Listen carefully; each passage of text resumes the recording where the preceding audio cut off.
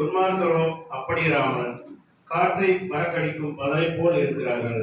ஆகையால் துன்மார்க்கர் நியாயத்திற்கும் பாவிகள் நீதிமான்களின் சபை நிலை நிற்பதில்லை. கர்த்தர் நீதிமான்களின் வழியை அறிந்திருக்கிறார், துன்மார்க்கின் வழியோ அழியும்.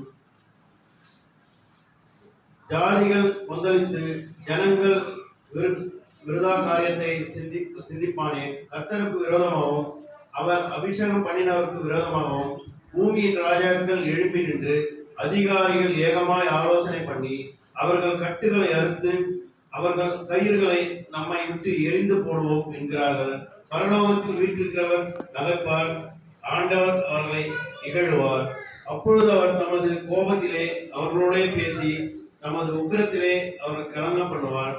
நான் என்னுடைய பரிசுத்த பர்வதமாகிய சீயோன் மீதில் என்னுடைய ராஜாவை அபிஷேகம் பண்ணி வைத்தேன் என்றார். தீர்மானத்தின் விவரம் சொல்வேன். கர்த்தர் என்னை நோக்கி, நீர் என்னுடைய குமாரன், இன்று நான் உன்னை ஜனிப்பித்தேன், என்னை கேளும். அப்பொழுது ஜாதிகளை உமக்கு சுதந்திரமாகவும் பூமியின் எல்லைகளை உமக்கு சொந்தமாகவும் வைப்பேன்.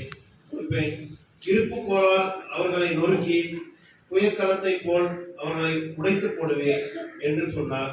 இப்போதும் ராஜாக்களை உணர்வுடையங்கள், பூமியின் நியாயாதிபதிகளை எச்சரிக்கையாயிருங்கள். பயத்துடனே கர்த்தரை சேவியுங்கள், நடுக்கத்துடனே கலிகூறுங்கள். குமாரன் கோபம் கொள்ளாமலும் நீங்கள் வழியிலே அழியாமல் இருக்கும்படிக்கு அவர் செய்யுங்கள்.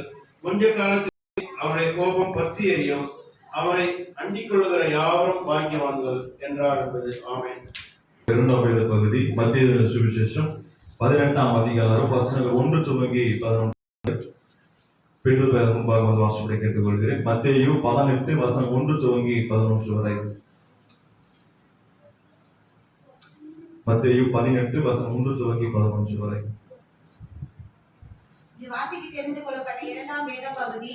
உங்களுக்கு சொல்லுகிறேன், ஆகையால் இந்த பிள்ளையை போல தன்னை தாழ்த்துகிறவன் எவனோ அவனே பரலோக ராஜ்யத்தில் பெரியவனாய் இருப்பான். இப்படிப்பட்ட ஒரு பிள்ளையை என் நாமத்தின் நிமித்தம் ஏற்றுக்கொள்ளுகிறவன் என்னை ஏற்றுக்கொள்கிறான். என்னிடத்தில் விசுவாசமாய் இருக்கிற இந்த சிறியரில் ஒருவனுக்கு இடரல் உண்டாக்குகிறவன் எவனோ அவனுடைய கழுத்தில் எந்திர கல்லை கட்டி சமுத்திரத்தின் ஆழத்திலே அவனை அமிழ்த்துகிற அவனுக்கு நலமாய் இருக்கும். இடர்களின் நிமித்தம் உலகத்துக்கு ஐயோ!